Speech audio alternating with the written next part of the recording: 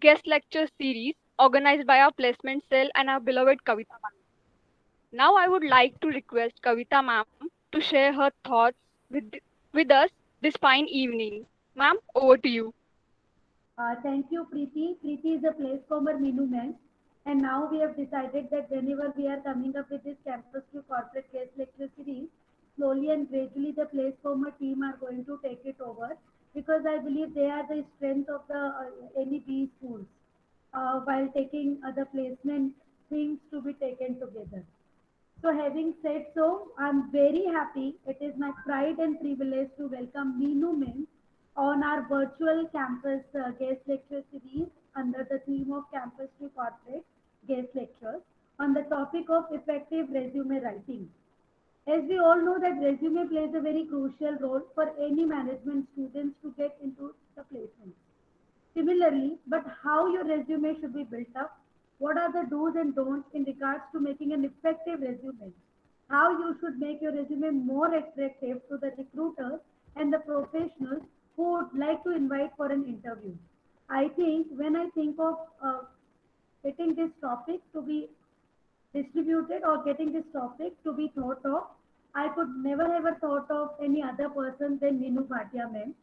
Meenu ma'am has more than 17 years of work experience. She has seen the corporate in and out. She was also in the process of selection of these school students for her various organizations where earlier she has worked for.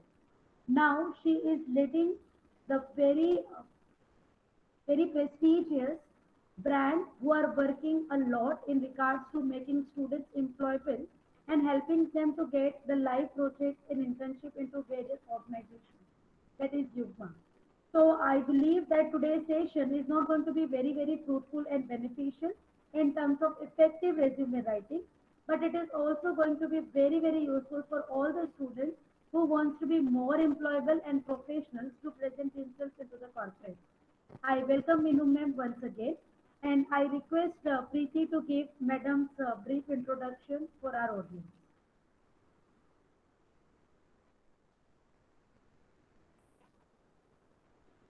Thank you, ma'am. It's a difficult task to summarize someone in a few sentences, especially if they are as accomplished as our guest, Miss Meenu Bhatia. Ma'am is a co-founder of Van Skilling and Advisory Private Limited and founder of YUGMA that works with B school across India. A passionate believer in the infinite potential of people, Ms. Bhatia has been working to build high performance teams and organizations for the last 16 years. Prior to this, she has worked for companies like Piramal Group, Godrej Industries, and CHEP, an Australian MNC. She has worked in multiple geographies across the globe like USA, UK, Europe, and Sri Lanka. Ms. Bhatia pursues teaching and writing as a hobby, has taught and coached more than 500 students so far. Her core competency is her interpersonal and people management capability that enables her to win the respect of the clients that she works with. Her key strength is strategic thinking and long term vision and flair for business. Ma'am lends strategic perspectives and helps her clients align HR with key business deliverables. Meenu Bhatia ma'am is going to guide us on effective resume writing.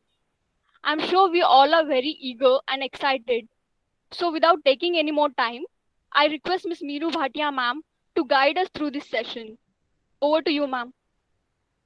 All right. So thank you, Preeti, and thank you, Kavita. Such a lovely introduction, and it's always a pleasure to be when Kavita invites, I never say no. So it's always a pleasure to work with her. So thank you for inviting once again. So today, what we're going to do is, I don't have any presentations, and one thing I've realized since the time we've moved to a virtual mode is that presentations or PPT is, really ineffective. And also, what happens is when I make a PPT, it's my thought that goes on to there. But I want you guys to bring in your thoughts as well. So when we when we make a PPT, the dependency is on the PPT. I want to remove that dependency today. So I want all of you to be ready with your pen and your papers, your diary, notepad, notebooks, whatever, is handy. Keep it ready because I want you to write what comes up for you, what's holding true for you rather than what's true for me. So while I'll be sharing some tips and tricks, at the same time, it's important that you give it your own flavor. So, and sorry, 100 of you here will have 100 different flavors in the same, to the same point, to the same concept that I'm going to talk about. So I want you to find your flavor. And if I say do this, it doesn't mean you have to do this. You have to figure out, okay, how do I use my input and customize it to what you think is right for you on the CV. And that's what I believe the whole management education is all about. It's not about spoon feeding. Spoon feeding is for the school kids. And you're not school kids anymore. So I'm not going to spoon feed anything today. All I'm going to talk about would be my experiences. And I would like you all to unmute and talk when I ask questions. And I will not ask you any tough questions. All I would want you is to think. Yeah. So if I say, this is a best practice, I would like you to think and see, okay, how can you incorporate this best practice into your life, into your CV? And whatever comes up is perfect. There are no silly answers. There are no wrong answers per se. It's your perception. It's your thought process, and your thought process is unique to you. So nobody else has the right to judge whether it's right, wrong, silly, weird, or it's good. No, it's nothing. It's just a perception that you have, and you're sharing it with others so that everybody learns in the process, including me. So I will keep requesting you to unmute and talk to me because eventually it also gets boring for one person to be talking to a laptop screen. While I can see the number 100, but I can't see 100 faces here. So for me, it's as good as I'm talking to my laptop. So I would like you to unmute yourself periodically. And whenever I say something, whenever I, leave the space open for us to talk, to debate, please, talk about it. Talk about, what do you feel? How do you think this can be used? So on and so forth. So the reason I also say write is because, scientifically it's proven that when you write something with a pen or with a pencil, you retain that better. Your mind starts thinking better. So I want you to think. And therefore, what I did was when I was preparing for the session, I also, made notes in my diary. So I also made sure that I'm not typing out anything, but I'm writing. Yeah, because then the articulation gets better when you've written something down. And I want you to do the same thing. Therefore, there is no presentation. We all look at the screens, we all think, and when we think, when we write, we also stay awake. So there is no external dependency, one, and two, we are all alert all the time because our minds are thinking. Okay, so my first question, and here is, when I want you, some of you or whoever wants to talk about, what is a CV eventually? What's your definition of a CV?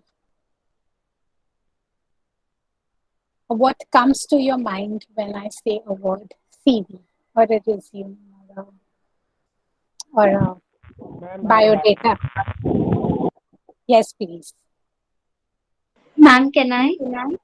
Please go ahead, Ruchita. Ma'am, a CV is something that tells about yourself, your experiences, job experience, your qualifications, what your hobbies are. It tells you basically about the person. Yes, it tells you about the person. Okay, that's a good point. Ma'am, Kylie says it's a rough introduction about a person. Yes. yes, ma'am. It's a summary of yourself. It's a summary of yourself. What else? It also mentions the achievements of a person. It mentions the achievements of a person. Yeah. It's a short written description of your education, qualification, experiences, and whatever you have achieved till now, as per my understanding. So okay. So you're saying it's a description of a person. All right. It summarizes academic, professional, and personal. It summarizes. Yes. What else? Overview of a person's background. So imagine this. You go to buy a product, right? You go to a supermarket and you want to buy a toothpaste, for example, right? Or you want to buy a soap. It summarizes qualifications, skills, and work experience. Yes. So you want to buy a toothpaste or you want to buy a soap. If the packaging is like really bad, like it's like really shabby, really dirty, would you buy that? No, man. No, No, ma'am. ma'am. So I tell you, this soap is like amazing for your skin. It's amazing for your hair. Uh, it has goodness of all the Ayurveda in it. It will not harm your skin, but the packaging is like really, really bad. Would you still buy it? No, ma'am. No, ma'am. No, you won't buy it, right? Now, why is it that the product packaging influences your buying decision?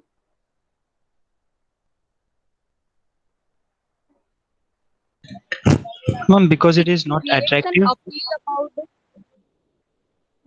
So I First, heard Jigar first saying, It, it's not attractive. yes, ma'am. First impression. Preeti, did you say something which I missed out? Ma'am, it's not appealing enough to you. It's not appealing because there are other well packaged products as well which are available. So it's like Ma'am, yes, please. packaging is the first thing we see because we cannot see the soap inside. So we will generally judge by the packaging. Absolutely. You judge by the packaging. So what happens is, you look at something only if you like it that you will even bother to pick it up and see what's written out there in terms of the ingredients. Or then you would want to try it out and see, okay, let's try it out. The packaging looks good. It says it is gentle. It develops a perception about the quality on the basis of first impression. Yes.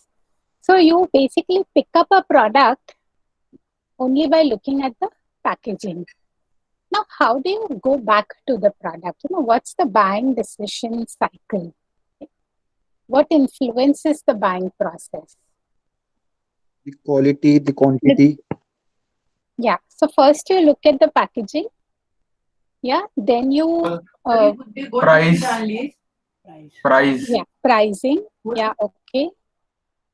You look at the product packaging. You look at the price. Then you use the product once. Quality, yes. When you use the product, you realize, okay, the quality is okay. Uh, you know, it lasts longer. It doesn't kind of, it's smooth. It's giving good value for the skin, for the hair, whatever.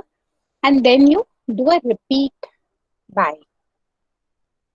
Customer reviews can be purchased these days. So what you do is you actually do the repeat buying also because you've tested it out. And then you say that, okay, I've tested it. It works well on me. I will use it again, right? So what is this whole packaging all about? In some cases where there is no packaging, there is also something called as a brochure which is given to you to say that, okay, what is this product all about? Especially when you're offering services, you would send a service deck. You would send a brochure to say that this is the service which I offer, these are the salient features, this is the team, this is what we've accomplished, this is our clientele, and basis the service deck and basis what you see in the service deck, you decide if you want to meet this vendor or you don't want to meet this vendor. Simple? Yes, ma'am. Yeah. So, your CV is actually that sales brochure. Yeah? So, think of your CV as a packaging, a product packaging or a sales brochure that without having met you, without having seen you, without having spoken to you, why would somebody want to even consider you? Yeah. So if a recruiter says that I have one full day to spend with the students and I can, talk to students for like half an hour each, why should they give you half an hour of your time? And that half an hour is actually a product of what the first impression of the recruiter is as far as your CV is concerned. Did that make sense?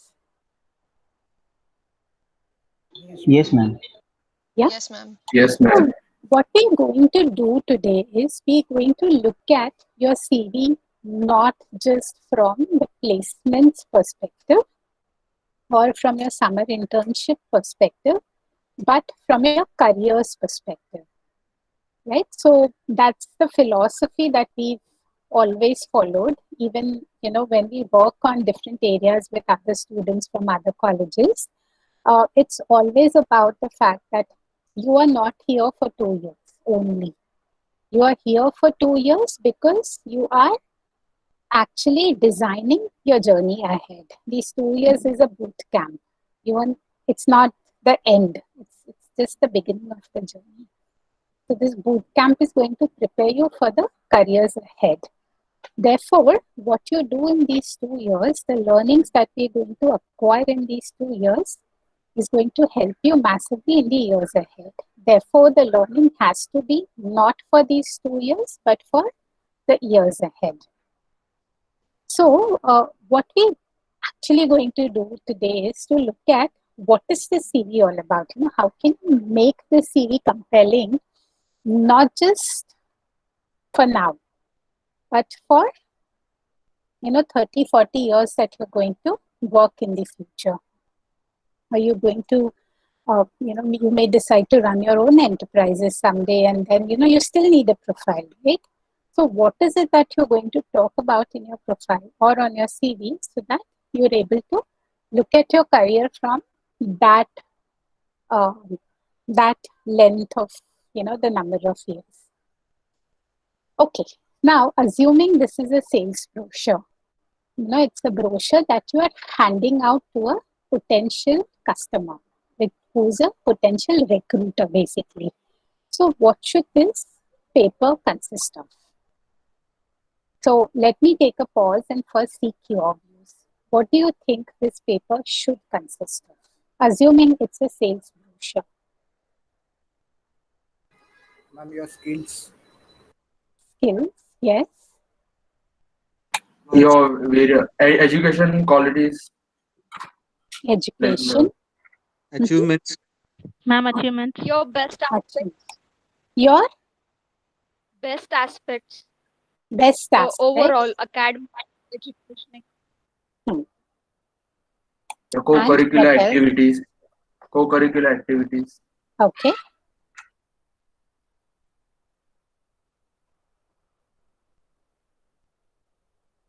Anything else? Ma'am, your personal details like email ID and contact number. Your desire to learn or career goals. Career goals, your areas of interest. Experience, yes. Okay. So a very first role of designing the CV is always to research on the targeted roles, right? So which means what kind of companies are coming in and how do you want to target the communication to suit those companies. Yeah. So if you see any product, why is any product successful? Because they suit that product to the needs of the local consumers, to what the consumer wants, not what you want. Yeah, and uh, that's where you are able to kind of present your profile to say that, okay, this is what you wanted, this is what I have to give you as far as the skill sets are concerned. So if you see all global companies, take for example McDonald's, the kind of burgers that they make, they have a different range for different countries. India would have maybe some form of burgers, China would have something else, US would have something else. You won't find what you get in India and say the US because the tastes are different. So the customization is the key. Similarly, when you're making a CV, the customization is important. That what is it that recruiter is typically looking for. Now, generally, when you are not applying for roles through campuses, and say you join a company after 2-3 years, you have to make your CV, you want to move out of that organization, you have to first of all go through the job description to say that, okay, what does this particular role demand? And if I have those skills, is my CV appropriately capturing those skills or not? For your campus CVs, you could actually talk to some of your seniors, talk to the placecom to see that what kind of roles or what kind of companies have come in the past. And what have they desired? What do they actually look for? And therefore, can we use those keywords in our CV? So that's thumb rule number 1. Research your targeted role very well. What is it that they need? And can I change my CV appropriately? Now, if there is no hard and fast rule about having a standard CV, even in the campuses, you can actually customize your CV. So, for example, today there's a company. You can actually figure out what kind of roles are they offering and then use those keywords in your CV. Tomorrow, somebody else is coming in and you're sitting for the role, and if there's an opportunity for you to tweak your CV slightly, you will be able to actually match the CV to the demands of the role. So I'm not saying change the entire CV, but change the focus, change some of the keywords so that the CV is already talking to the recruiter even before you are talking to them. So that's point number 1. So the second point is use certain power words. Yeah, power, P-O-W-E-R, power words. Now, what are these power words? Simply put, these are the words. Verb, V-E-R-B-S, verbs. So what are the verbs? So if you're saying that I led this particular committee, or I drove a team, or I implemented something, or I accomplished something, or I designed something, or I completed something. So you are using verbs, right? Now what you're doing is when you use a verb, it focuses on you as an individual. What did you do? And in a CV, always try to use as many I's as possible. Yeah, and when I say I, you literally don't have to use the I word, I as an alphabet, but you can always, the CV needs to talk about you as a person. I've seen a lot of times, people say, oh, we did it together, which is good. It's a teamwork. But what was your specific contribution? A recruiter is here to hire you, not the we.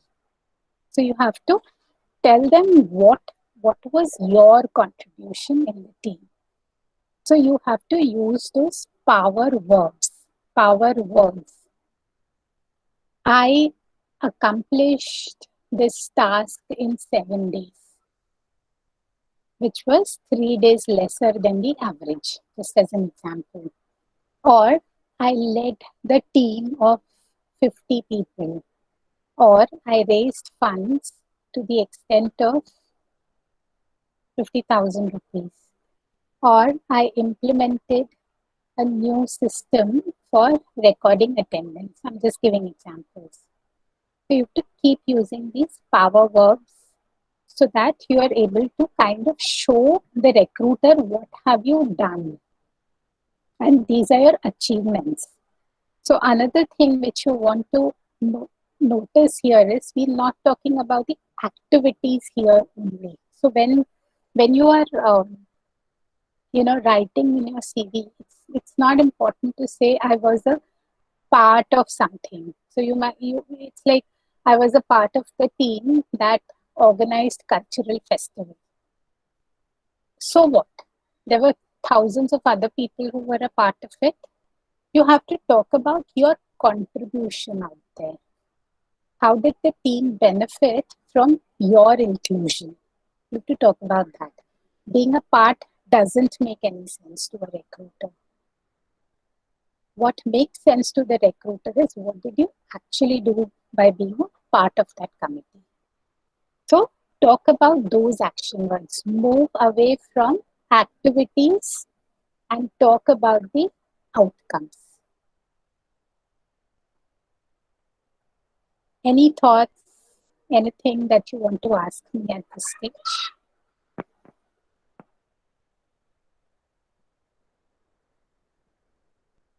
Ma'am, I had a question. You said we have to emphasize on our own leading something or just on the self in the CV, right?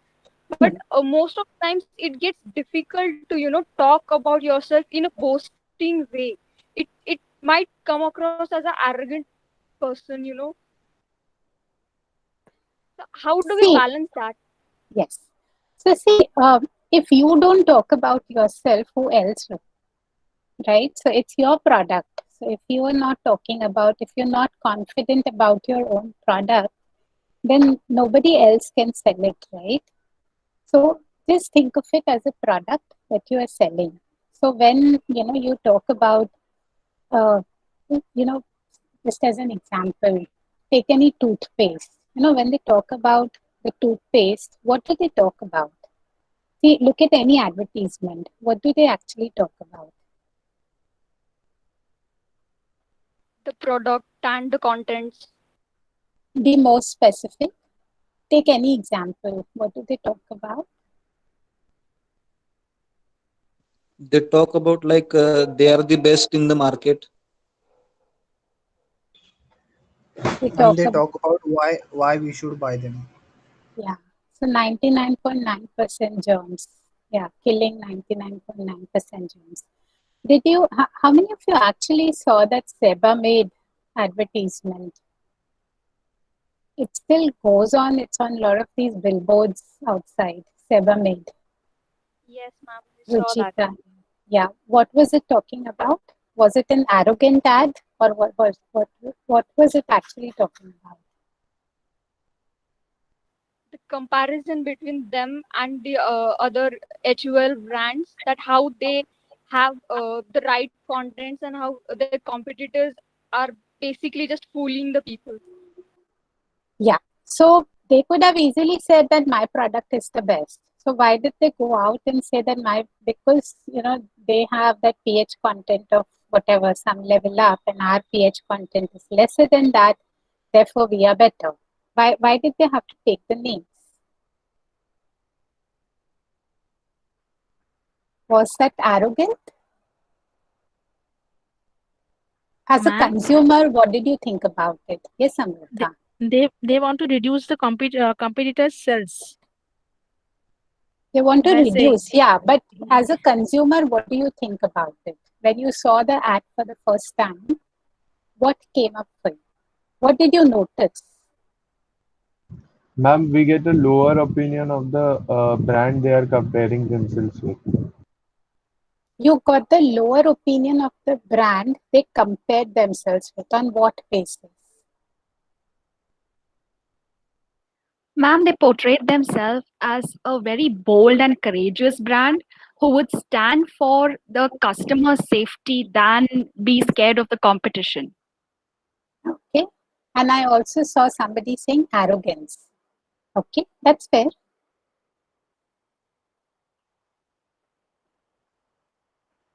Whoever is raising their hands, you can just unmute yourself and talk. So what they spoke about was facts. Now those facts were interpreted, everybody interpreted here in a different way. Somebody said, that was too arrogant. Why do you have to take your competitor's name? Somebody said that, the whole comparison was to pull somebody down. Somebody said, they were concerned about the customer. Now, what they only did was they presented the facts. Yeah, they gave data. They gave evidence that we are better than the others because of XYZ things. That these are the tests we've conducted, and we feel that scientifically it's proven that your soap shouldn't have anything more than a particular number as a pH balance, or less than that as a pH balance. What they did was they only gave numbers, and that's important. So when you are selling your product, which is your CV or which is your profile, you are only giving facts. You're giving evidences that I did this. So when I was in my teenage years, I actually ran a NGO, and these are some of the things which we did. There's no arrogance in it. The arrogance comes in, when you say that this was the best that happened. I was the God's gift to mankind. That's arrogance. But when you're stating facts, those are just the facts. Did I answer your question, Preeti? Yes, ma'am. Thank you. Yeah. So you have to basically, that's another thing that you need to take care of. Do not ever lie in your sleep. Whatever it is, just say it. If you had a failed stint, just say it. That I had a failed stint. If you ran a business, it didn't work out, just say it didn't work out. These are the lessons I learned. And those lessons are valuable. It's not about, whether you failed. That's not really important. What's important is what lessons did you learn out of it. So never ever lie in your CV, because a recruiter must have spoken to thousands of other candidates. It's very easy for them to pinpoint and figure out what's true and what's not true. In first 10 minutes, typically they find this out. So do not lie. At the same time, state facts. That this is how I did it. These are the skills I learned. This is the work which I did. Power verbs. You understood the concept of power verbs, right? Yes, ma'am. Yes, ma'am. Yeah. So use as many power verbs as you can. Focus on the outcomes, not on the activities. Focus on I. It's your CV. So you have to talk for yourself. You're not talking for the team. The recruiter has not come to hire the team. The recruiter has come to hire you. So you can acknowledge the team. You could acknowledge by saying that, we worked together as a team, and we were 7 of us, 10 of us, and then talk about your contribution. What did you learn from working in this team? And give those instances. The recruiter is more interested in your achievement, in your learnings, in your skill sets when you work in this particular team. Right? Typically, when we start the CV, when we start writing the CV, on the top we have the description. So in the description, I generally see that, people write, I'm a confident, hardworking, loyal, self-starter kind of an individual. Yeah. Now that's a strict no-no. Never write. So a lot of times in the strengths we write hardworking, uh, go-getter, punctual.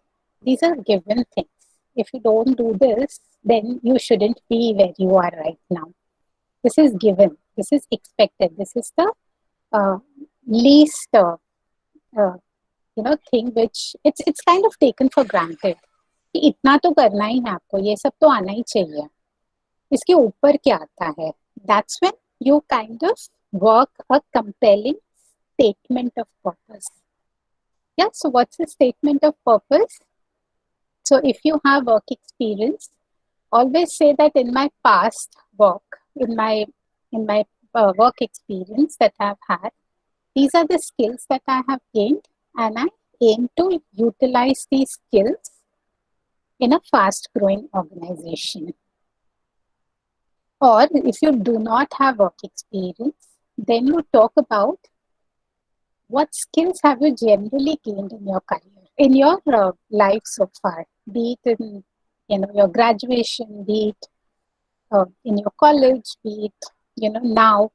What kind of skills have you gained that you would want to leverage? So say, in next 5 years, I see myself not in a position. Again, that's another mistake which we make. So when somebody asks, where do you see yourself in 5 years?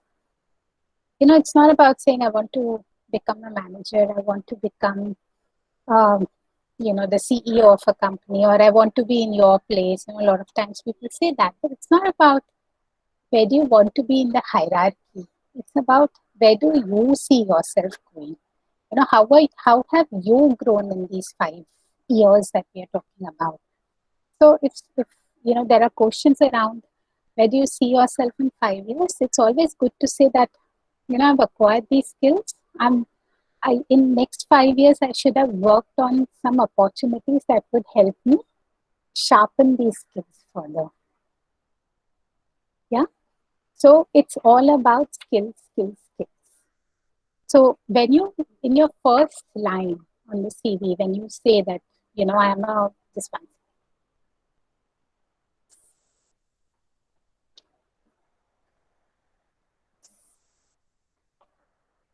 No.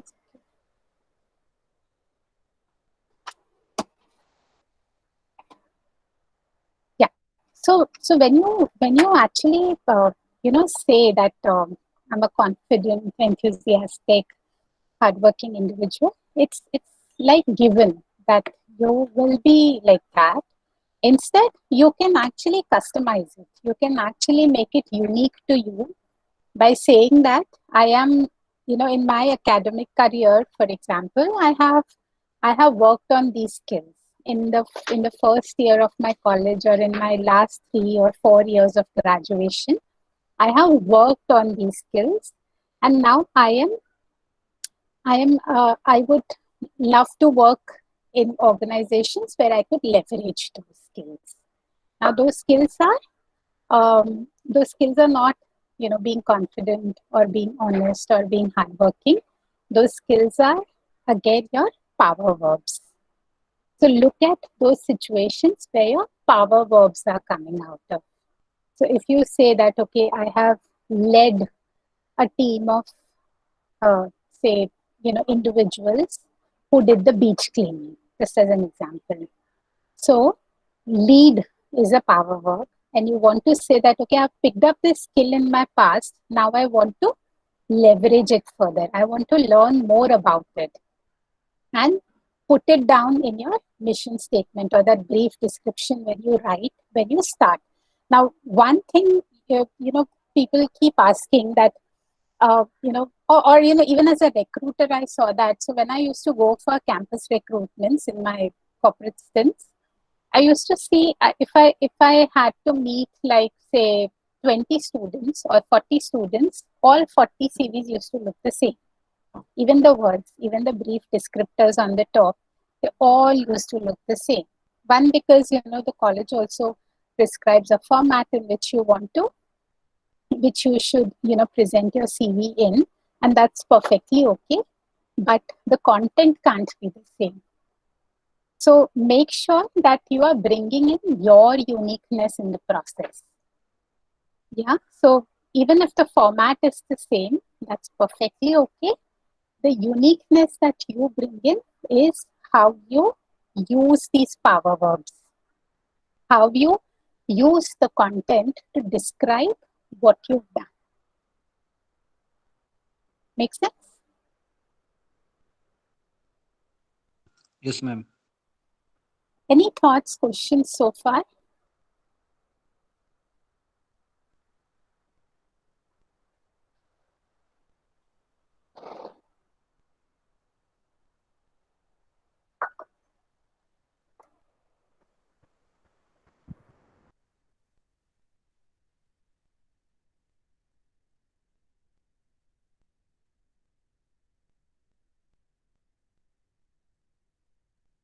Yes.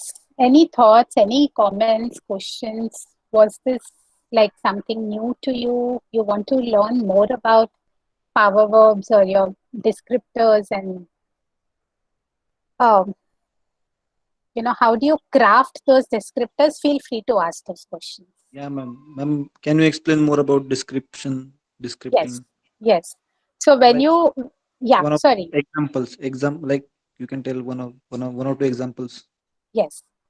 So, okay. So your descriptor is, what you write as a purpose statement or, career objective. That's the most commonly used word. I think you can, first of all, skip this word career objective because, one thing is proven that you don't know where your career will go to, what new skills you may need to learn or what new capabilities you may need to pick up. You can always say a brief description. That's also good enough. Or career summary or, career profile. So those are some of the words that you could use there. You could, write things like in my academic career or in my personal life, I have uh, focused on building skills like XYZ, and I am looking for opportunities where I could hone these skills better. Yeah. So one another mistake which a lot of students do is they write about things like I look forward to working in a fast-paced, high-growth, highly empowering organization. Now, you are giving away two precious lines on your one pager, A4 size जो आपको मिलता है to present yourself. You're giving away two precious lines to the organization.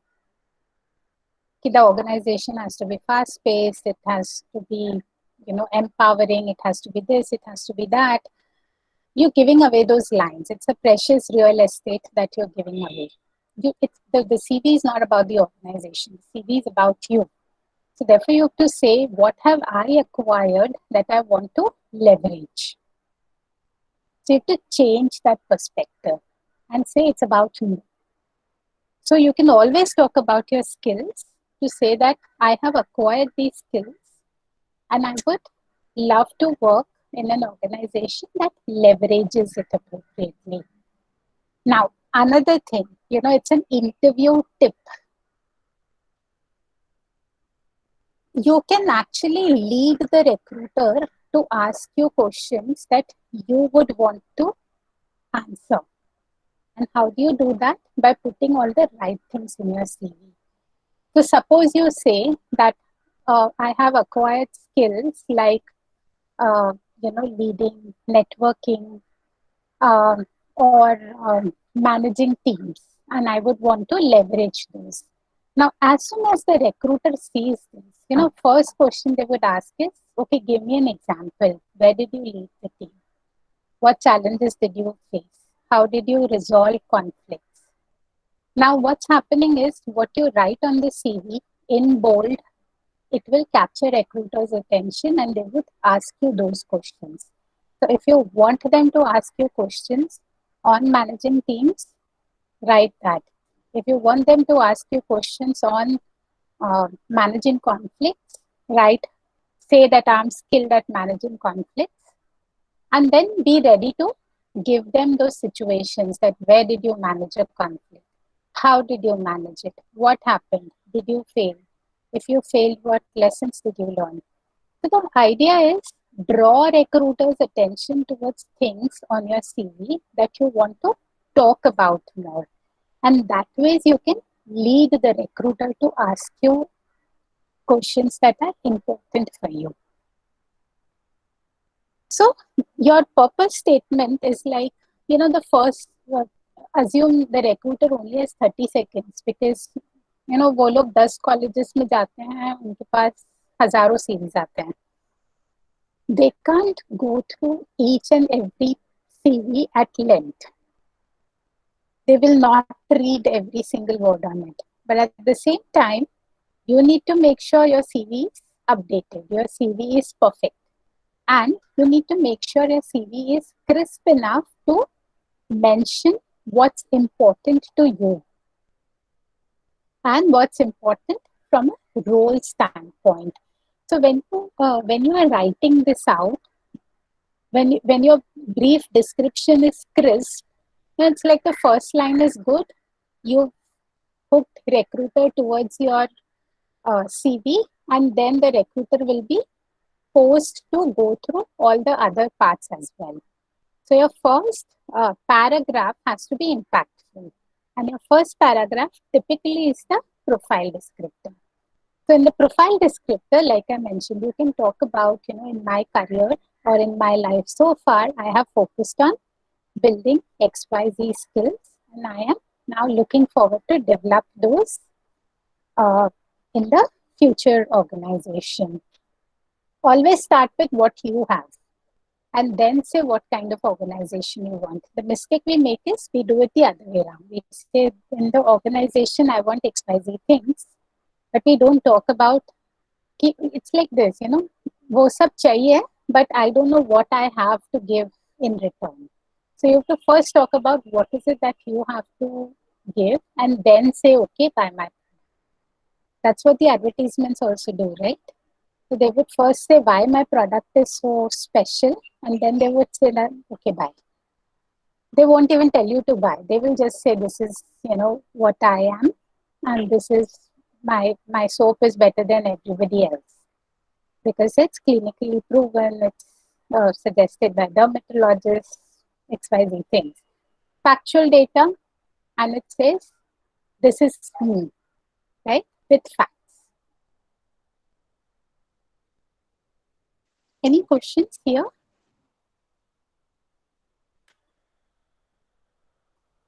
Ma'am, like I have done my bachelor's in Bachelor's of Pharmacy, and now I'm doing my MBA. Okay. So in the description, what I should focus on more on my graduation thing, or should I focus more on the MBA part? Okay, so it's not in the description, it's not about the degree, it's about the skills. So if you have done your pharmacy, what skills did you pick up when you were doing it? Did you do any projects, different projects which nobody else did? I'm just giving examples. Or were you a part of any team that was into organizing some event? Or were you a part of any research competition? Or did you write any papers? So it's all about saying, and when you say, for example, if you wrote papers, so you need to sit back and say that, okay, हजारों लोगों ने papers लिखे, what did I learn out of it? It's not about just writing papers. It's about saying that, I wrote papers even when there was so much pressure. So I could learn to manage the pressure that my syllabus had put in because I knew writing papers was important for me. So the skill that you are displaying here is managing the pressure, being in that pressure situation. So you have to dig deeper. Surface pe mat raho. this is visible, so मैंने इतना ही किया है. When you dig deeper, you will realize that possibly you've learned more, possibly you've acquired a lot of skills which are precious, and you should talk about those skills to your prospective recruiters. So the more deeper you go, it's not like, format ले लिया, किसी से पूछ लिया and CV बन गया. It's like, it's your sales brochure. If you were selling a product, कितने मेहनत करोगे आप लोग? So that kind of mehnat you have to also do in this particular process when you're writing a CV. A lot of people take it very, very casually. You don't have to take it casually. You have to give it that amount of seriousness, because the CV is going to talk about you even before you are going to talk about your own self. So how do you want this CV to represent you as a person? So therefore, you need to think about it. You need to think about every single thing that you are putting down in the CV. Okay. Every single word, rather. Yes. Ma'am? Yeah. Hello? Shreyas, you'll have to unmute. Yeah, Preeti, sorry. Shreyas, you'll have to later unmute yourself and ask, because the question just comes up and by the time I read it, it just disappears. So please unmute and ask instead of putting it on the chat. Yes, please. Yeah, Preeti. Ma'am, you said the recruiters generally have very less time to see the CV, right? And apart from the power verbs we use, what else we could write in the description that could attract someone's attention to it? So see, think from a recruiter's standpoint. What is the ultimate objective? The recruiter's ultimate objective is not to fill up positions. It's not to hire X amount of people from the campuses. Their ultimate objective is that we should be able to have people working for us who are problem solvers. That's the biggest skill that they would look for. That what's your ability to solve problems? Are you solving enough problems? Do you have the capability to go beyond the surface and identify what the problem is? That's the biggest thing that they look out for. The second thing that they look out for is the whole learnability part. How flexible are you to learn new things?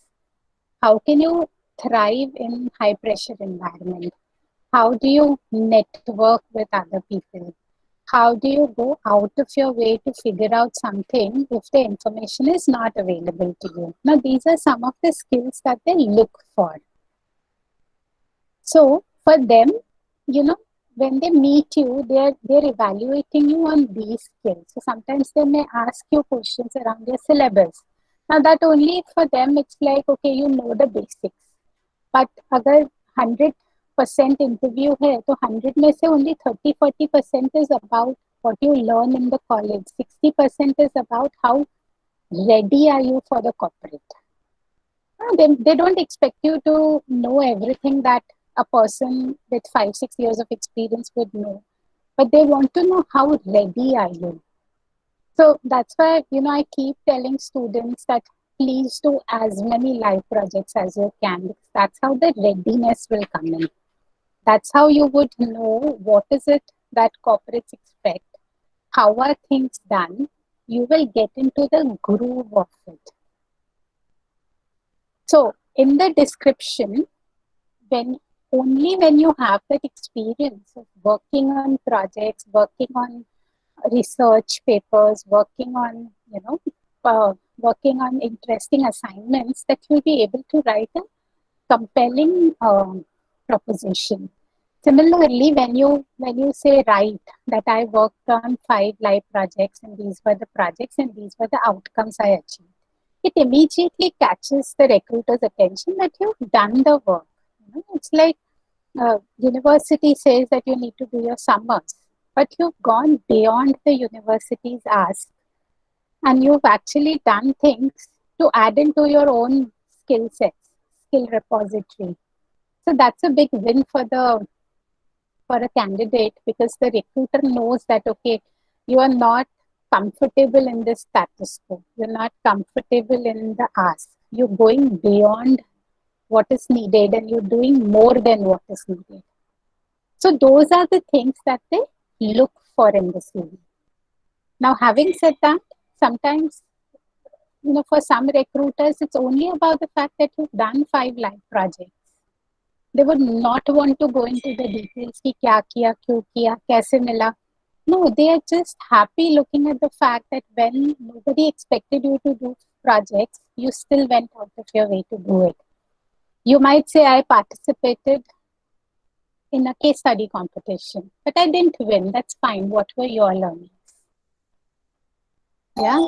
So everybody doesn't win a competition, right? But what did you learn out of it? That's what they want to know.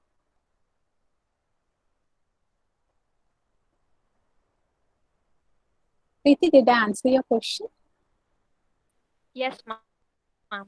Thank you. Ma'am, can I ask a question, Yes, please? please go ahead. Ma'am, suppose I want to do my specialization in finance, and maybe I've done currently my internship in, business development. So will it be relevant to put that internship in my CV? Absolutely. You should put it because you have some experience, right?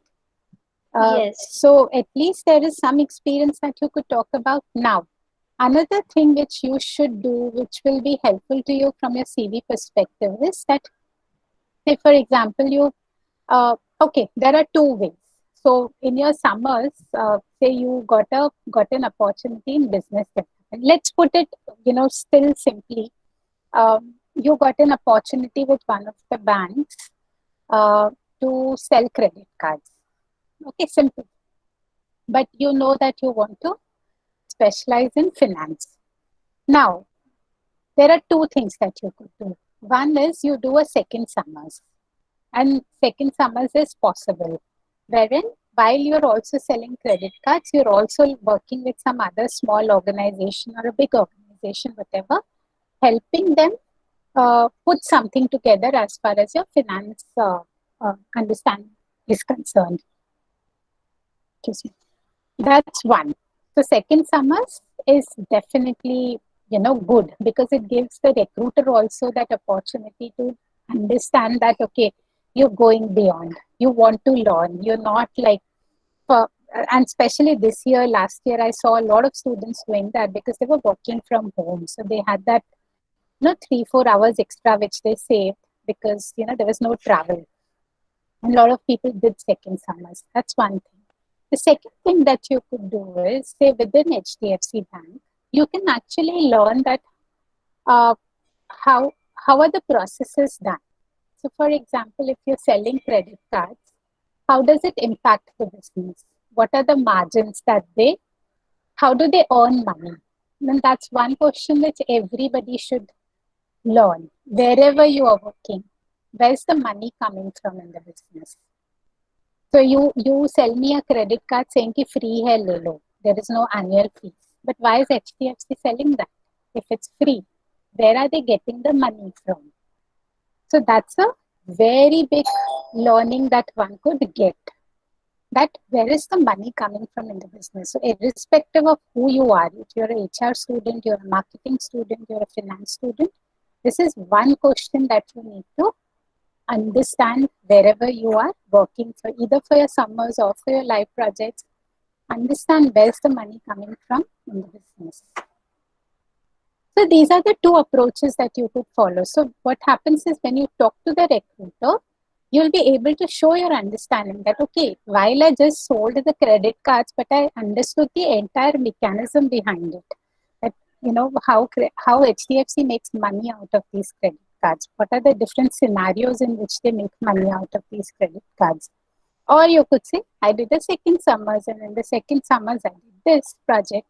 Or I actually did so many live projects, and these are some of the skill sets that I acquired when I started. Now, one is, the factual information that you're sharing, saying I did second summers or I learned how HDFC makes money out of it. You could also go deeper. to see that, okay, what else did I learn about my own self? So the big thing which I learned about my own self is that I was not constrained by the environment which was presented to me. I didn't get the summers of my choice, but I still went out of my way. I was not constrained by that. Instead, I went out of my way to enhance my learning. I looked for options. So the skill sets I learned, that I received here was, or I acquired here was, not to be constrained by the environment which is presented or situations that are presented. So those are the skill sets you need to write about in your CV. So go deeper, think, what did I learn out of this? And write those things down. Thank you so much, ma'am. My pleasure. Shreyas, you had a question a while ago. You raised. Yes, ma'am. Yes, please. Go ahead. If I help my locals, I can't hear you. There's a lot of disturbance.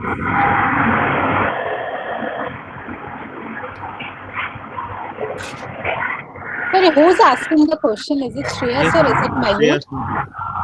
Yeah, so Mayur Mayur, said you it's need to not. mute yourself. Mayur, can you mute yourself? Yes. Yeah, Shreyas. Yes, ma'am. So my question was, if I help my locals with community festivals like Diwali or Ganesh Utsav in hosting events, among other activities, so can it be mentioned in the CV? Depends how you mention it. Can you then talk about your role there? That what did you do? So you may say that I mobilized funds. How did you do that? What skills did you acquire? You may say I acquired the skill of, say, networking. I acquired the skill of influencing the stakeholders to give us money.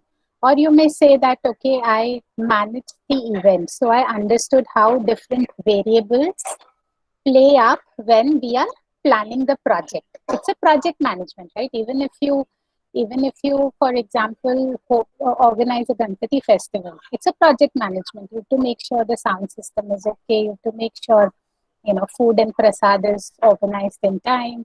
You need to make sure you have enough resources. You need to make sure keep murti time pe aa rahi hai, whatever.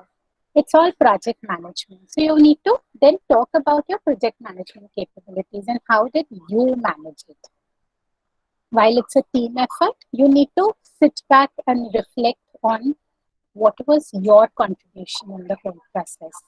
And therefore, what did you do? What kind of skills did you acquire? What were your learnings? And talk about those learnings. See, every experience that you have now is valuable. It's just that, sometimes we tend to judge. कि अरे मैंने क्या किया, मैंने तो सिर्फ Ganpati festival ही organise किया ना. But if you sit back and see, reflect, there are learnings out of that also, which you need to leverage. I'm not saying that you are up there when it comes to those learnings. But when you know what you are good with, only then you can sharpen it. Only then you can leverage it. And to know what you are good with, you need to sit, think, calmly about it and write it down somewhere. Write it down that, okay, I think I'm good with networking. Can I think of instances in my past where I would have done networking well? Write it down. Thank you, Ma'am, ma'am, actually, I had a question regarding the life projects. Like being from like we are doing MBA now, so being from an MBA background, what kind of life project should we do? Like we should focus on. Okay, so first of all, you need to decide in which areas of business do you want to do your life projects. One good practice which I've seen a lot of students doing it is in first year, they do projects in every area of business because they want to learn.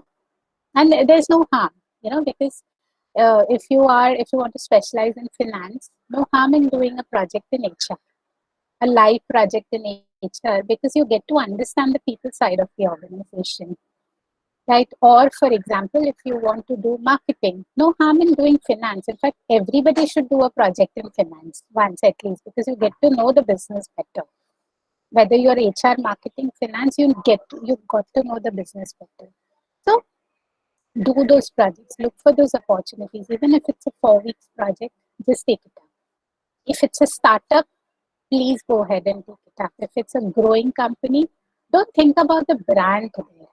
Just think about the learnings. Just think about who are you getting to work with. If you're getting to work with a founder, just go ahead. Even if there is no name to the company, but you're still getting to work with the founder, go ahead and do that, because you will get to learn, get experiences which nobody else will be able to teach you. You'll get to see the real meat of the business when you are working with, say, a startup or with a founder, or the founder is a one-man army and needs support. Go help the founder, because you will get to learn about everything that happens in the business. So don't restrict yourself that, okay, I will only work for a good brand. Like, for example, this year in YUGMA, we do a summer projects. We run a platform where we invite companies and we also invite students to apply. And then we run some evaluation process, etc. A lot of students didn't apply because, and most of these companies, so when we get companies on the platform, we screen these companies. So if we feel the project is not making sense to a student, like somebody said, I want the students to do cold calling. We said, no, we'll not host that project on our platform, because the students will not learn only out of cold calling. So we screen those projects to see that how will students learn out of it. So we got a project from a founder who is trying to map markets, right? Saying that, okay, this is my product. How do I launch this product in the market? So the founder, came up with that problem statement, and we said, okay, let's get some interns to help you. A lot of interns said no to it, because they said, company bhi form nahi hui hai. How do I do this?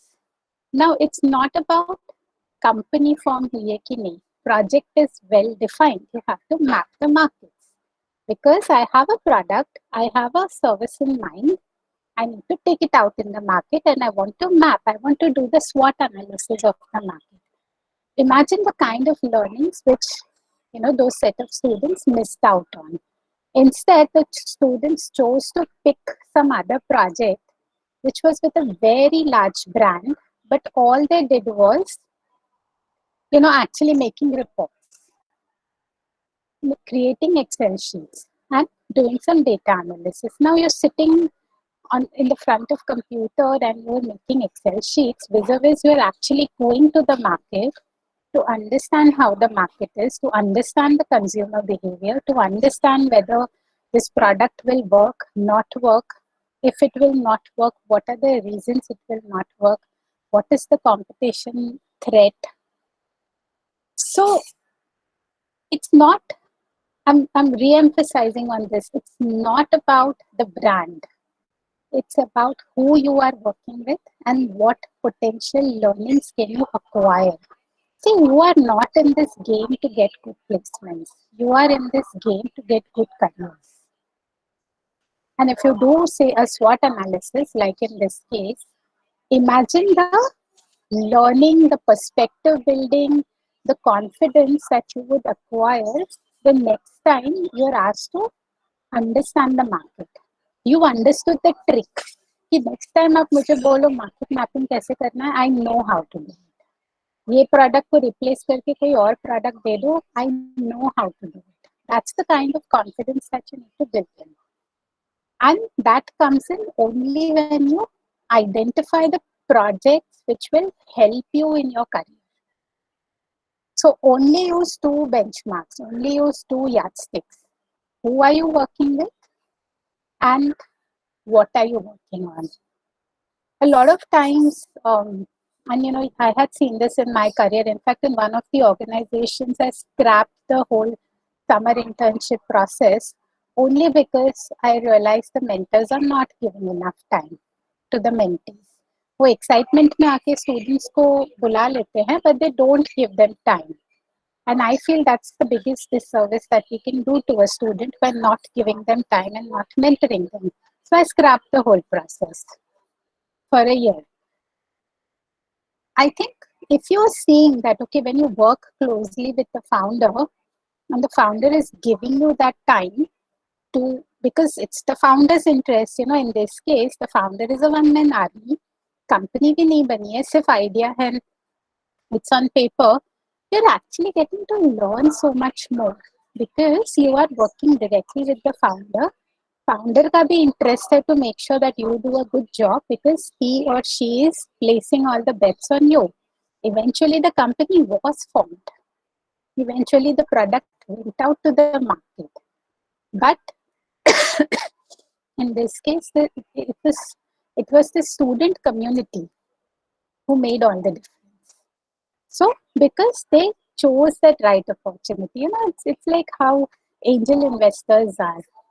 They invest money in an idea when it's at the idea stage, and then the idea grows. Similarly, you are also investing your time into something where when it's at the seed stage, because the seed will only grow upwards. Even if it doesn't grow for any reason, at least you've got your lessons, you map the market, you know what are the models of market mapping, you understand the customer psychology, you understand how consumer behaves when it comes to research, or you would have just learned how to do a research project when it comes to the market mapping. So choose the mentor, choose the project, don't choose the organization. Thank you, ma'am. Make sense? Yes, ma'am. Okay. Any more questions? Ma'am, actually, I have another question. That you told that we should do like live projects in any specialization, like we can do in finance, HR as well. So, being from a like I have done my B Farm, so I don't have any idea of like how finance things work. So, if I'll go for that internship, I'll be blank. I don't know anything. So, will they teach me that, or I should have a prior knowledge of that before? So, see, it's always good to go with an open mind. I will not be able to answer whether they will teach you or not because I don't know where are you approaching. Like I said, a lot of organizations spend time. A lot of organizations don't spend time. You need to see where are you going. Now, just as an example, a lot of NGOs, they need people to come and help them. Now, most people would not want to join NGOs because they will feel कि salary कम देते हैं, or because it's a not for profit. The salary levels are comparatively lower than your mainframe organizations. Can you step in there and say that, okay, you know what, I can do your accounts. Now, as you're doing the accounts, you can actually learn so much more from them. You can learn how are they managing the business. You can learn how are they influencing people outside. You can learn how are they actually mobilizing funds. So those are the skills that you learn. So, you need to go with an open mind. Sometimes, we get too fixated कि मुझे तो यही चाहिए. Now, are we in a position right now to ask for things? Maybe not. So just go with an open mind that, okay, while I'm helping them with accounts, there are opportunities for me to learn so much more.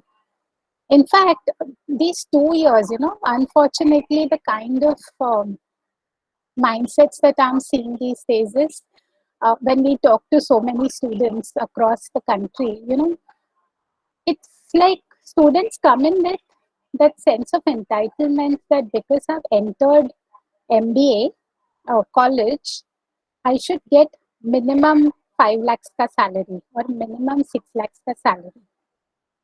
Now the question to be asked is, what have you done in these 2 years to be able to earn that much?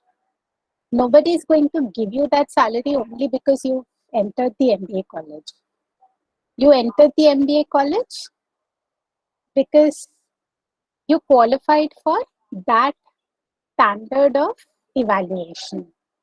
But to qualify for the next level of evaluation, you have to do something in these 2 years.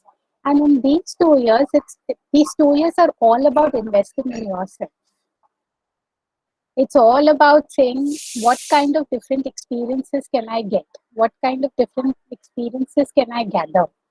And that's all is what's going to matter to a recruiter. They are not worried about कि कहाँ project किया, कितने महीने किया, कितने weeks किया, did you pass, did you fail, how many marks did you get? Yeah, marks is important. That's also important. But they are not looking at you for the marks. Marks हो गया. Nobody, after 5-6 years, nobody even cares to look at your mark sheet. Or nobody even looks at which college are you from. All they look at is what skills do you bring in. And let me, since we are all here and we're talking, let me also give you another perspective. A lot of startups, we work with a lot of startups and mid-sized companies. They are not ready to hire students sometimes from the campuses because they feel कि experience नहीं है, so we'll have to work a lot with them. Now, where does this come from? Experience नहीं है. It comes from the fact that as students, we've not invested a lot in these 2 years. These 2 years are absolutely a good time for you to try out new things, do new projects, acquire new skills, do some awesome certifications. Again, when we talk about certifications, I was told that certifications are typically done in the month of May and June because July तक CV बनाना होता है, तो May June में everybody does certification so that July में CV में लिखने के लिए extra lines हो. And that's a wrong approach. Certifications are not to fill up those extra lines on the CV. Certifications are to acquire all the right skills so that you feel ready when you're working. So the mindsets that we're trying to shift with these corporates is that you still can get experienced freshers. So while these guys are freshers, but still they have a lot of experience because they worked with in the live projects, they've done good summers, they've acquired some good certifications. So they are experienced. And that's the kind of mindset that you also need to bring in. Saying that, okay, if I really want to get through in an organization where freshers are not welcomed, what do I need to do? It's not because they don't want to hire freshers. It's only because they feel that I don't have time to groom somebody. So can I go and say that, okay, you may need 10 things, but I have 5 things. So you only need to work with me on the other 5. So your CV should actually be talking about those things.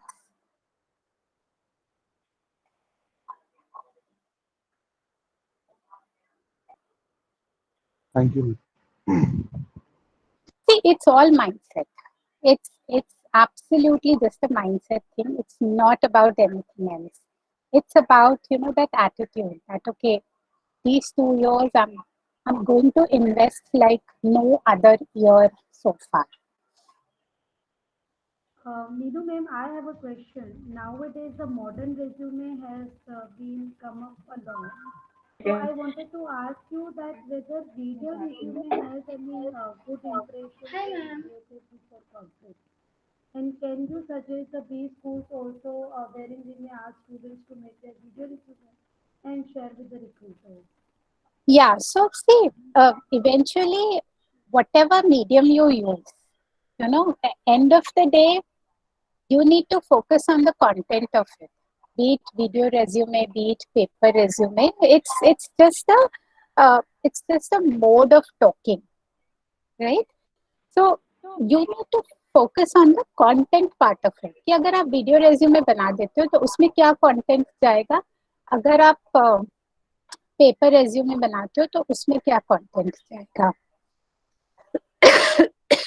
So that is, I think, focus should be on that. Of course, there are new tools coming in, so it's good to kind of explore those tools, but you also need to see what is the recruiter asking for.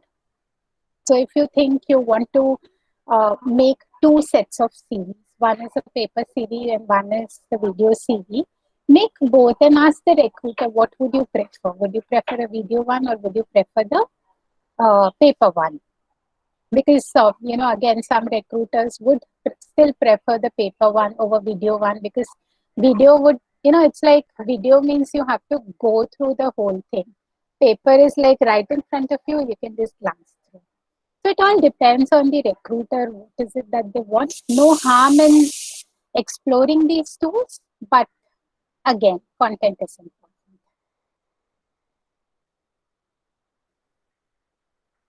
Okay, thank you, ma'am.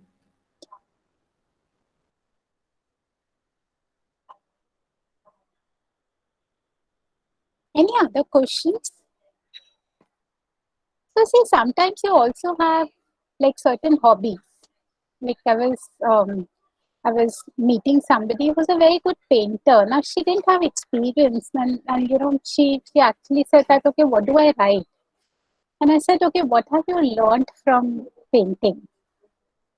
So she said, power of imagination. Like I can visualize things and I can place them appropriately. Now that's such an amazing quality, such an amazing skill that you can visualize what's not there. So you can actually foresee a lot of things which others are not able to foresee, or you're able to place things together. So when you have different variables, you can place those variables together. So think of even your hobbies. What kind of skill sets have they given you? And use those appropriately in your CV. Was somebody asking a question that I missed out?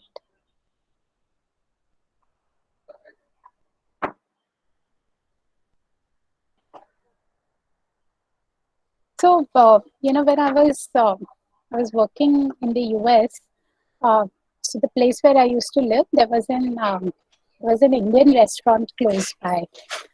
So once in a month, I used to go to that restaurant and treat myself to some Indian food.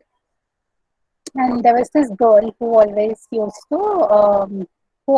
to serve me, and she was an Indian girl again, born and brought up in the US, and she was like maybe 17, 18, and she used to work there part-time. So, you all must be knowing in the US, generally after 17, everybody works because they have to earn their pocket money. So while the parents fund their education, but say books and courses, resources, they have to fund themselves. So what they do is they do these odd jobs. So either they would be like a cashier in a Walmart, or they would be working in a restaurant serving food, which we consider as not so glamorous job to do, but there it's quite normal. Like everybody does it.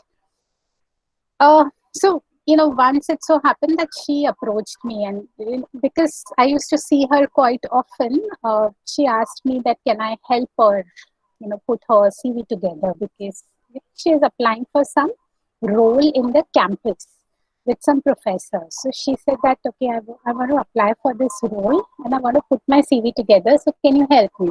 So I said, okay, let's meet up once after your work hours are okay, are done.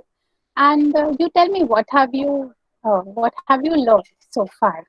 I didn't expect her to tell me anything beyond the fact that she's a waitress, yeah? or that she manages the kitchen in the back end once in a week. But when I sat down with her, I actually was quite surprised. So she said that one thing I've learned here is how to manage different customers. Some are nasty customers, some are nicer customers, some are types of customers who would not even pay attention. They would treat you, they would not respect you enough. So she said I've learned all of those. So interpersonal skills is what I've learned. The other thing she said is I've learned financial acumen. I've learned how a restaurant is managed. So I've learned how finances are managed in a restaurant. How do we buy things, which are made in the kitchen. So I've learned that. I've learned how to have a professional outlook towards my clients, towards the business. I've learned how to do that. Um, and she said that, I've learned this whole concept of reliability. My employers rely on me. They know that if something goes wrong in the kitchen, I'll be able to manage the customer expectation. And I was actually surprised when she said all of that, because I didn't expect an 18-year-old girl to be able to pick up so much from a job that we think is just a waitress's job. Yeah. And she said, I want to present this well to my professor and look for that particular job that he has got to offer. So the whole idea is, what she really did in the whole process is, uh, she basically backed everything that she did with evidence. Rule number one. So everything that you do needs to be backed by evidence. Um, and she sat back to really reflect, what have I actually learned? I do meet all the nasty customers once in a way. What I have learned from those customers, what I have learned from managing those customers. Yes, I do have my share of disappointments, but what did I learn? Maybe I learned how to manage disappointments better. So you need to step back and say, what have I learned from different life experiences that I've had? A lot of people are on career breaks, right? And once they feel that, okay, it's the end of the world, now bhi koi recruit nahi karega. And when the recruiter asks them, like on LinkedIn, I see these days a lot of people actually say, oh, I've been sitting at home since last 1 year and I desperately need a job. And I also saw somebody put up a very nice post. She said, last 1 year, I have not worked because I was laid off, due to COVID. But these are the skill sets that I have acquired while waiting for the job. I did these 4 Coursera programs. I volunteered for a local NGO that was working with, COVID patients, whatever. She wrote down those 3, 4 things. And to me, that came up as, such a proactive attitude. That, so what if I've lost my job? Yes, it's difficult. It's difficult to sustain the family, but I have also worked on my own self. So she spoke about that. Vis-a-vis somebody else who's saying, I'm begging, please give me a job. I don't have a job. Okay, that's fair. Like, we understand that it's a difficult situation to be in, but how have you worked? How are you selling yourself to a prospective recruiter? Because the recruiter is not going to buy into your story. The recruiter wants to know that, okay, even if you've lost the job, how have you used that time? Have you used that time to be in the victim mode? Or have you used that time to be in the warrior mode? That, no, I will fight back. So what if I've lost my job? I'll fight back. I'll do something. It's not paying me, I'll get some new skills and I'll keep looking out for the job. See, your entire energy changes. I'm a big believer in the concept of energy. That what is the energy that you are reflecting? Again, just like your CV, your energy speaks before you speak. Yeah. So, what's the energy that you are putting out? So, your CV is your energy. Now, what is it that you are putting out there? So, your CV should have a good project descriptor to say, a profile descriptor to say that, okay, what is it that you want to achieve? What skills have you acquired that you want to leverage in an organization? Idea is bring the recruiter's attention towards the kind of skills that you possess.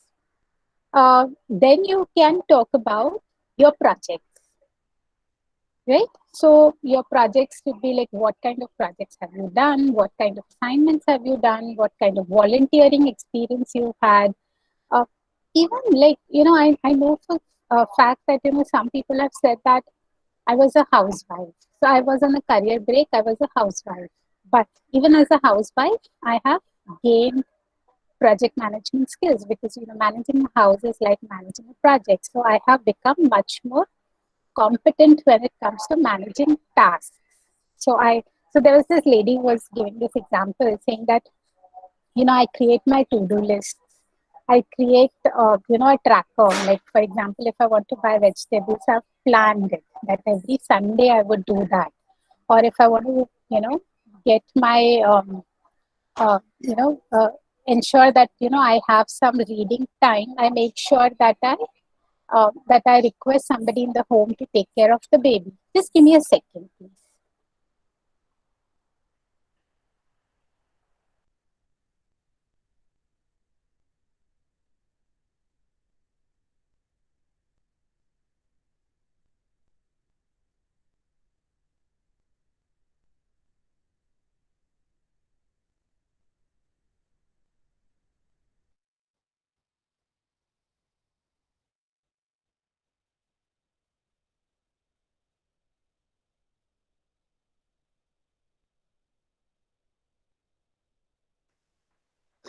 Yes.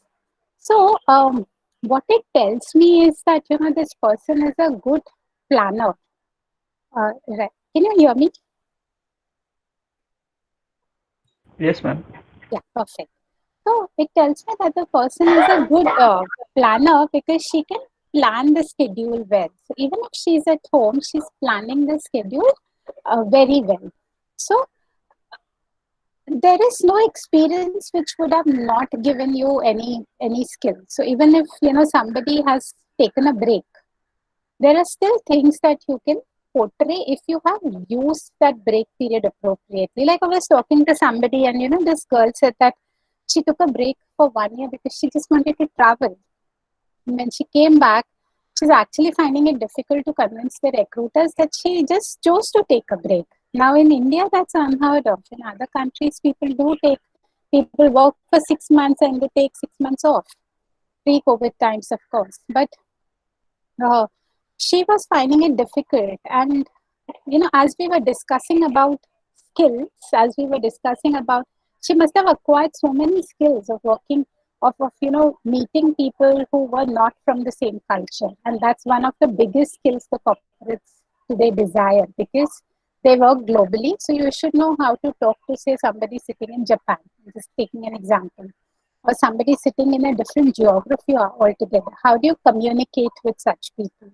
That's such a big skill. So she has all those skills, but somehow it was not working out.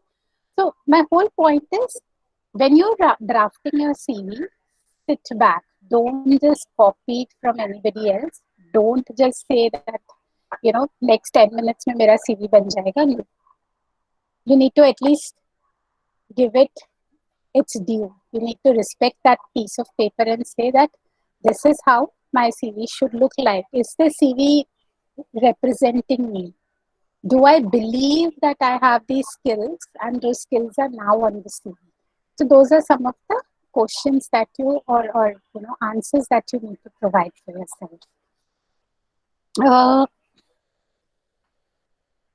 Yes. So as far as the format is concerned, I would not recommend a format. I would rather suggest that there are tons of formats available online. And honestly, recruiters are not concerned about the formats. Recruiters want to know what is the meat, what is the content. So I would suggest pick up any format that you think is covering 3-4 important things. So one is it should give you, and because your students, make sure it's not more than one page. Your CV should not be more than one page.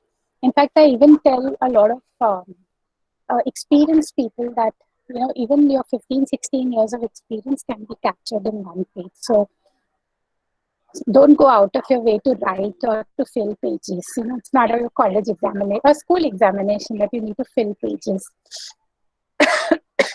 So, your CV should cover your descriptor, what is the profile descriptor. It should talk about all your projects. Yeah, it should talk about projects in a backward format. So, which means that current one should be on the top, and then you have all the. So you go back in the time. to say that these are the projects I've done back in the time. If you have experience, it should always come before your projects because you want the recruiter to know that you worked on something. So again, try not to put the activities there. So a lot of software engineers, their CVs, they all look the same because they've uh, uh, when I see the CVs, I see that they've all written the same set of things, which is okay. But what have you learned differently? Did you manage to um, say convince a client, or did you manage to pacify an angry client, or were you able to meet your deadlines better? Bring those skills. Focus on the outcomes, not on the activities. You should. So we spoke about the project brief, profile brief. We spoke about experience. We spoke about the live projects and the summer projects that you've done. And finally, in the end, you can mention your qualifications, right? So highlight it because a lot of times recruiters do want to look at the qualifications as well, but it can come right in the end. Now, one may ask, okay, where are my personal details coming in? You can put those on the top, and honestly, you don't need to put the entire address there because nobody is interested in which street or which floor do you live in. All they want to know is maybe where do you belong, so that at the time of interviews or at the time of job posting, it becomes easier for them to know. So if you say Bangalore, if you say Mumbai, that's good enough. Don't waste space in writing your entire address down. Depending on whether your college allows, you can put your phone number, but again, that's again to the college's discretion. Email ID, of course. And then, by the side, if you want to specifically write about the skill sets, you can always write. So you can say that, okay, these are my unique skill sets, and you can write 4-5 of them where you again want to get the attention of the recruiter. So if you want the recruiter to ask you questions on problem solving skills, write it down, and when the recruiter says, okay, tell me more about this, give them evidence. Tell them how did you say manage that Ganpati festival, and then suddenly the sound system stopped working. Then what did you do? How did you arrange a backup, or how did you plan it in advance that the sound system could fail, and this is what you did? Give them evidence. The more evidence you give, the more confident the recruiter will feel about your abilities, and more confident you will feel because you're not making up anything. You are just stating the facts. You are telling the recruiter what you have experienced. And what you've experienced is always true. So there is no nervousness or anxiety when you are stating the facts. Yeah? Any questions? I'll just take a pause. Ma'am, should we mention our hobbies? Do that, but see, why do you mention the hobbies? Because sometimes it's a good opportunity to connect. So, for example, if you say reading is my hobby, so a recruiter might ask, "Acha kya padh rahe ho abhi?" And if I ask you, what are you reading? And you say XYZ book, and I say, oh, I'm also reading this book. Tell me more. What did you like about it? It's a good conversation filler or a conversation starter. So you can mention your hobbies as well, provided you are confident. Because I have also seen people saying that I love to read, and when you ask them, okay, or I love to watch. अभी क्या देख रहे हो? Maybe something very something which is like which is you like just killing time watching it. Somebody wrote, I love to watch videos on YouTube. What kind of videos are you watching on YouTube? So you need to mention that. Write only if you are confident about facing questions around it. Okay, ma'am. Somebody, I think a while ago, Ma'am, yes, Amrita. ma'am, covering letter for CV is required. Yeah, I was just, coming to that. See, these days, honestly, nobody reads cover letters. It's a very old practice. वो cover letter में क्या होता था dear X Y Z I wish to apply we all know you are applying for it and therefore your CV is in front of the recruiter. I don't suggest cover letter because I know even I wouldn't read the cover letter. I would straight away jump to the CV and see ऊपर ऊपर क्या लिखा हुआ है, is it attractive enough, and then I'll read the rest of the CV. So not needed. Okay, ma'am. Okay, ma'am. Thank you. Any other questions?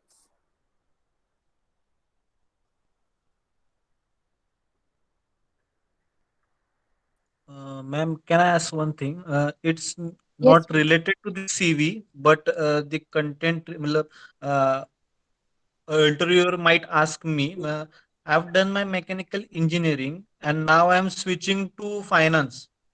So most of the interview ask, then why did you do mechanical engineering if you wanted to go to finance? Why didn't you choose direct finance only? So these are sometimes the question which we face. Then how should we handle such type of situations or cases? So see, you can always say that you when you decided to do mechanical engineering, that seemed like the right choice to you. Yeah, and you enjoyed it. You can talk about your achievements, and you can say I learned these things. But over a period of time, I realized that my calling is different. My calling is finance. Having said that, it's not like you are leaving those learnings aside. You're carrying those learnings into your finance, into your MBA as well, and you will carry those learnings into your life as well. So you can talk about the learnings there and say that it's not like mechanical engineering is over. Yes, it will. You are not doing anything which demands the skill of a mechanical engineer. But having said that, whatever you learned in college has stayed with you, and it's never going to go away. Give them evidence that okay, this is what I learned when I was in college. This is going to stay with me. Also, assuming you are,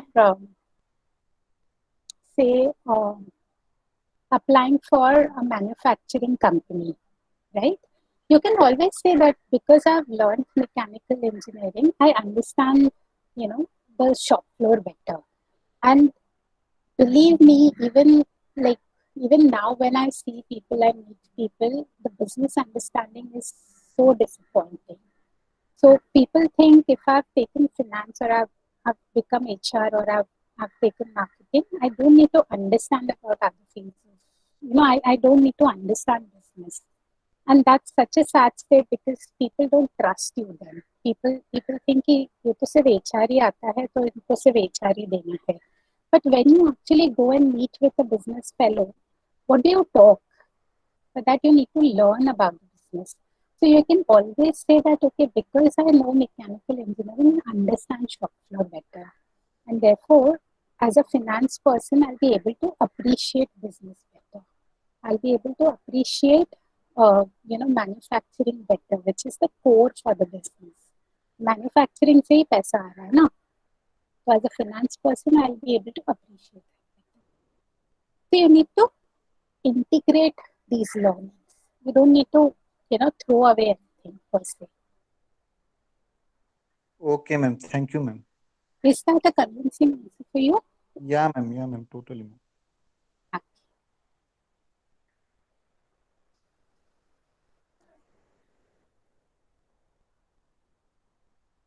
What else? Any other questions that you have? Ma'am, it's a little off the topic, but how can we merge our LinkedIn networks connections and our CV to utilize the better opportunity for the next job or internship? Okay, so on LinkedIn, so LinkedIn is a tricky subject, it's like we have to spend one full session on LinkedIn if if you need to talk about it. But one thing is for sure on LinkedIn, if you are networking, you need to network with a purpose, right? So you need to first of all understand who are you connecting with and why are you connecting with them. You can't randomly just say check. अरे कोई invite नहीं करना. You need to map your target well, saying that okay, if I want a job or if I want a live project, who will give me that live project? Is it HR? Is it business? Write to them. First of all, connect with them on LinkedIn and then write to them saying that these are the skill sets I have and this is how I can contribute. I'm keen to learn. How do I get to work with you? Out of 50, possibly 25 may not even respond to you. Out of 25, maybe 20 will talk to you but will not be able to give you any projects. But for those 5 people who will speak to you, you need to network with at least 50. So like I said, it's a long drawn strategy, but what I keep encouraging everybody is from your day one, you need to be active on LinkedIn. Map people, follow people, write on LinkedIn. Don't think कि ऐसे ये क्या है, it will not add value to anybody.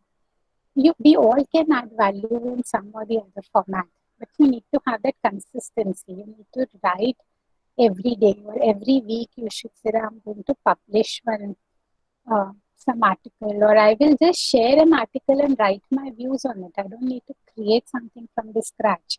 I liked an article. I think it will help everybody in my network. Just put few lines and share that article. Few lines on what you think. So that's how you build your brand. That's how people start noticing you. So once they notice you, it will be easier for them to sorry. It will be easier for them to understand what capabilities you bring in, and they will engage with you better. But start using LinkedIn as soon as you can. Don't kind of think कि जब job मिलेगा तब करेंगे. Use it now. Ma'am, I had a request to you as well. Could you share some tips or suggestions for the placement committee, especially that how we can contribute more to this to help our peers also? So I think these sessions which you are doing is a very good thing, because placement ka objective is not just to get good companies on board. It's also to help your peers to be prepared for those companies. It's like, what example can I give you? It's like to receive something. It's like this. You have a small bowl and you have a big bowl, right? So if you want to, say, receive a sweet or any savory that you like, so if you have 2 bowls, you can, if your bowl is small, you'll only get this much. But if your bowl is large, you'll get this much, right? So you need to, first of all, expand the bowl to be able to receive more. So how will you expand that bowl? It all depends on how many sessions are you doing with industry experts, how many projects are you getting the students, how many competitions are you getting them to be a part of. So placement committee's role is also to build that capability within the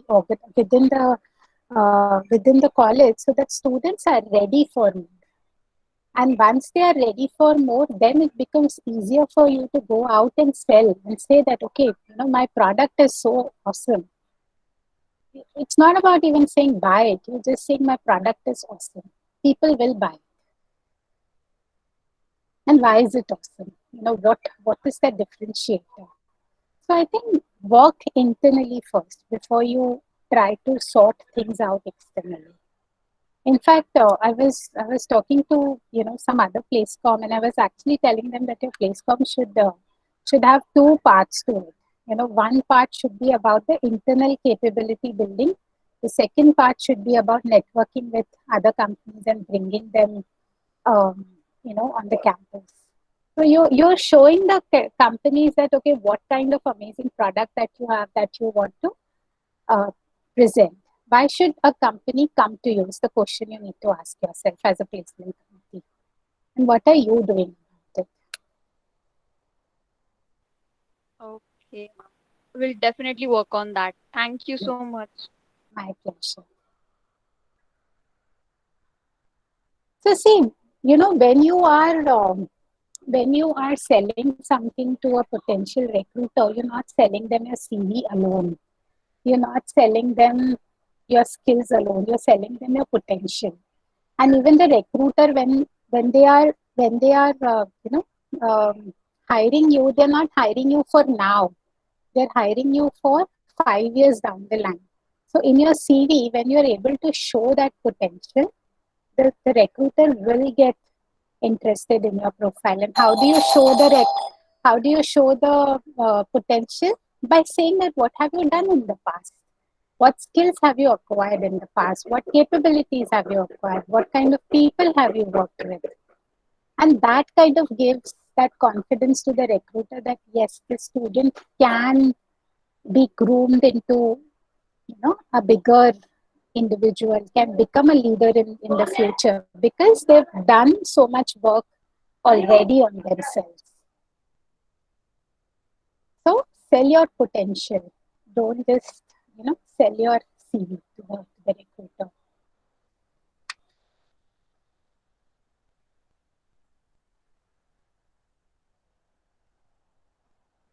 And another thing which people keep doing is they say कि अच्छा मैंने BCom कर लिया और मैंने engineering कर लिया. So it's not about just the degree. It's about how are you glorifying it. When I say glorifying, it's not from the arrogant standpoint. It's about saying what kind of skills have I acquired.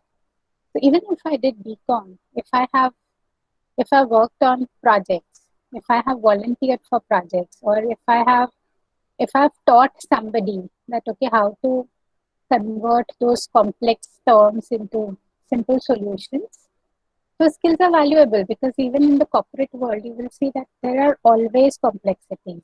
They need people who can simplify those complexities and say, okay, it's not such a big monster that we all are thinking of. ये छोटी सी चीजें कर लेंगे इसको.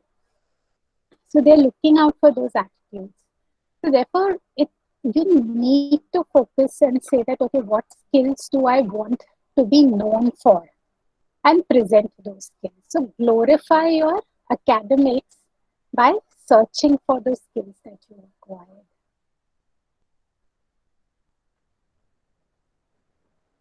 Any other question that anybody has? Any last questions?